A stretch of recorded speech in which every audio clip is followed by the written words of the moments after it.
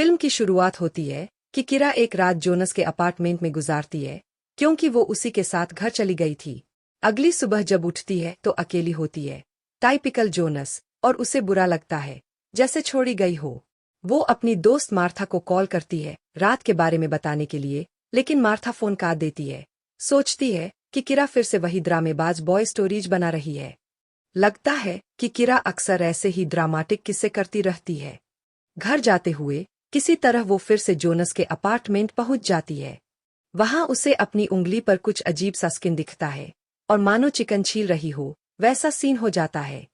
Bathroom में उसे एक बच्चा खेलता हुआ दिखता है, लेकिन अचानक वो गायब हो जाता है, बिल्कुल वैसे ही जैसे जोनस ब्रेकफास्ट के बाद।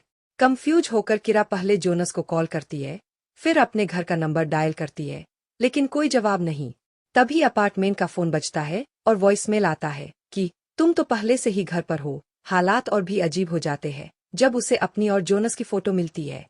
अपनी उंगली की हालत देख किरा और घबराती है और स्किन नोचने लगती है, लेकिन जैसे ही वो उसे वापस लगाती है, जादू की तरह चिपक जाता है। काश आइकिया का फर्नीचर भी ऐसा होता।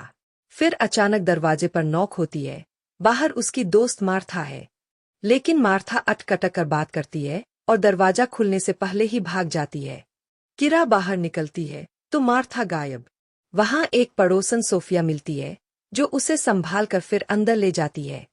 बातों बातों में पता चलता है कि सोफिया चीनी भाषा पढ़ती है और किरा एक प्रोफेशनल पियानो प्लेयर है, यानी म्यूजिक और मंदारिन वाली दोस्ती। जब किरा जोनस के बारे में पूछती है तो सोफिया कहती है कि उसने तो कभी सुना ही नहीं और किरा हमेशा से अकेली यहाँ रहती आई है। सोफिया किरा का हाथ देखती है और नोटिस करती है कि कुछ गड़बड़ है। बाद में किरा को याद आता है कि उसने जोनस से कहा था कि वो बूढ़ी नहीं होना चाहती। उसी रात वो फिर सोफिया से मिलती है। सोफिया कहती है डॉक्टर को दिखाओ। किरा बोलती है कि उसे एक डॉक्टर का नोट मिला है, लेकिन उसे याद नहीं कि उसने अपॉइंटमेंट लिया था। दोनों साथ ड्रिंक करते हैं और अचानक किरा का हाथ फिसलता है और सोफिया का ग्लास टूट जाता है। सोफिया के पैर में कट लग जाता है और जब वहां से एक स्किन का टुकड़ा गिरता है, किरा उसे बाथरूम ले जाकर अपनी उंगली पर चिपका देती है। और हाँ, फिर से जादू काम करता है। अब तक का सबसे अजीब ब्यूटी ट्रीटमेंट। अगले दिन किरा डॉक्टर को कॉल करके बैंडेज ऑर्डर करती है। वो डॉ. क्रोबर से मिलती है। किरा को याद नहीं कि वो पहले मिली है, लेकिन डॉक्टर को सब याद है और वो बताती है कि किरा की शॉर्ट टर्म मेमोरी में प्रॉब्लम है। टेस्ट में पता चलता है कि किरा की स्किन तेजी से खराब हो रही है। किरा ट्रांसप्लांट के बारे में पूछती है, लेकिन डॉक्टर कहती है पहले वजह पता लगानी होगी। किरा अपने जादुई स्किन रीअटैच वाला टैलेंट दिखाती है। डॉक्टर 5 सेकंड के लिए इंटरेस्टेड होती है, फिर कहती है टेस्ट रिजल्ट का इंतजार करो। किरा का पेशेंस 0। वो पिल्स लेकर निकलती है। फार्मासिस्ट कंफ्यूज हो जाता है, क्योंकि ये पिल्स आमतौर पर सेल रीजनरेशन ट्रीटमेंट के लिए होते हैं। उस रात किरा दूसरे डॉक्टर से भी मिलती है, लेकिन वो भी वही बोलता है क्रोबर पर भरोसा करो। मजबूरी में किरा मुर्दा घर जाती है स्किन लेने के लिए, लेकिन वो काम नहीं करता। गार्ड देख लेता है और वो भाग निकलती है। फ्रस्ट्रेट होकर किरा ड्रिंक और पिल से खुद को सुन करने लगती है। तभी अचानक एक औरत उस पर हमला करती है और उसकी स्किन छीन लेती है। किरा पलटवार करती है और वेट्रेस की स्किन निकाल लेती है। इस बार ये काम कर जाता है और वो एक्स्ट्रा स्किन भी स्टॉक कर लेती है, जैसे टपरवेयर में सब्जी रखी हो। अगले दिन सोफिया उसकी चमकती स्किन नोटिस करती है और सवाल पूछती है। किरा बच निकलती है, लेकिन सोफिया माफी मांगती है और दोनों किस शेयर करते हैं। जब किरा फिर से डॉक्टर क्रोबर के पास जाती है, तो वही एडवाइस, पेशेंस और रेगुलर विजिट्स। उस रात सोफिया फिर स्किन वाली बात छेड़ती है। किरा परेशान होकर निकल जाती है। अगले दिन हालत और बिगड़ती है, पैरों तक फैल जाती है। उसे विजन आता है कि जोनस धोखा दे रहा है। फिर वो नया शिकार ढूंढने निकलती है। बार में एक अकेली औरत को टारगेट करती है, उसके टखने काट देती है और गला दबा देती है। पर उसे नहीं पता होता कि सोफिया उसका पीछा कर रही है। उस रात किरा सपना देखती है कि आईने में अपनी बुरी शक्ल देख रही है। सुबह उठती है तो स्किन फिर सूख रही होती है, और अगले दिन पुलिस की गाड़ी बिल्डिंग के बाहर देखती है। थोड़ी राहत मिलती है कि वो किसी और के लिए आई है।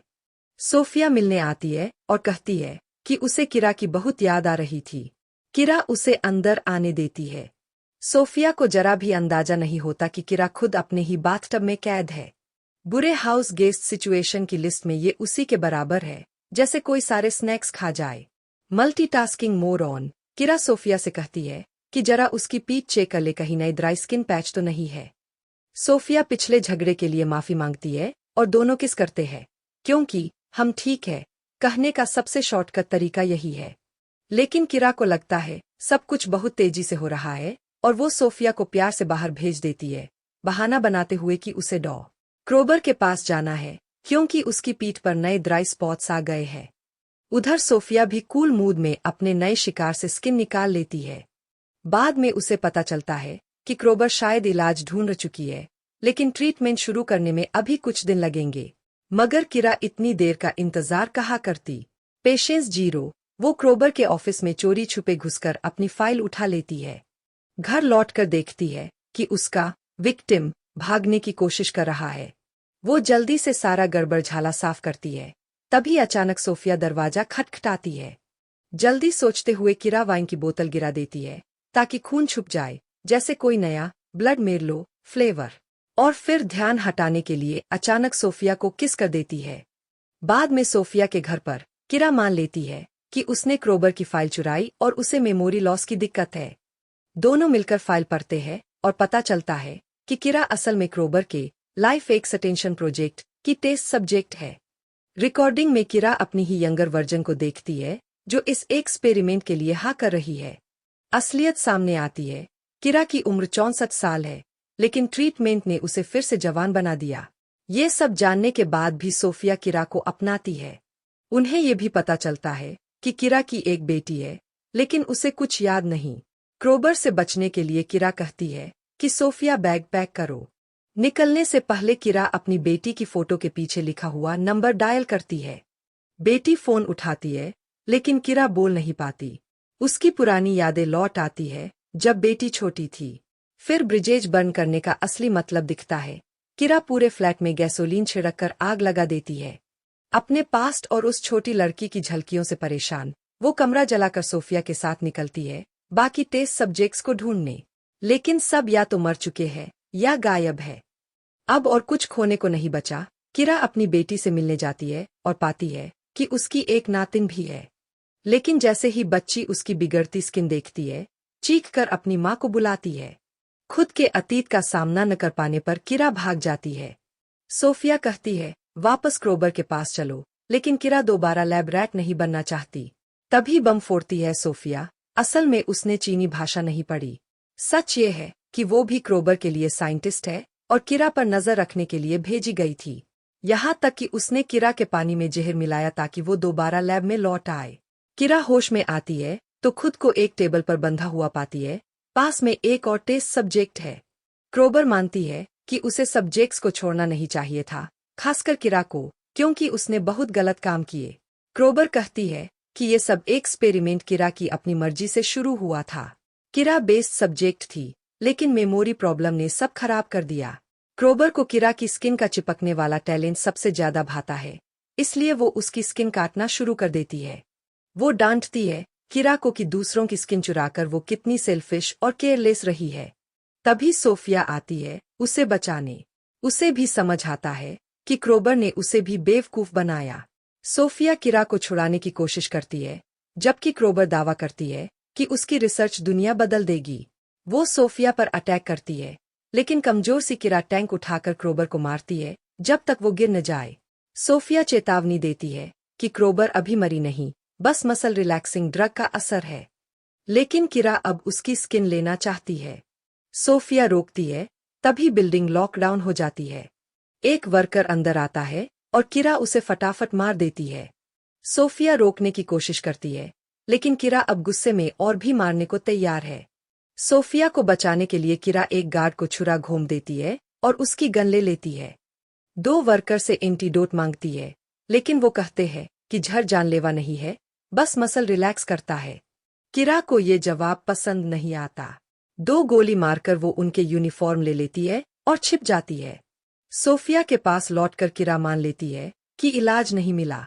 अब साफ दिखता है कि उसने अपनी कसम तोड़ दी है। अब वो लोगों को मारने से रुकने वाली नहीं। चाहे दोनों एक दूसरे से प्यार करते हों, सोफिया को मजबूरन किरा को गोली मारनी पड़ती है, क्योंकि किरा अपनी स्किन की भूख से कभी नहीं रुकेगी। और ऐसे खत्म होती है ये अजीब, खूनी, लव हॉरर साई-फाई फिल्म। तो बताओ कमेंट्स में, क्या तुम हमेशा जीना चाहोगे अगर उसकी कीमत दूसरों की स्किन चुराना हो? देखने के लिए शुक्रिया। सब्सक्राइब करना मत भूलना। अगली बार मिलते हैं।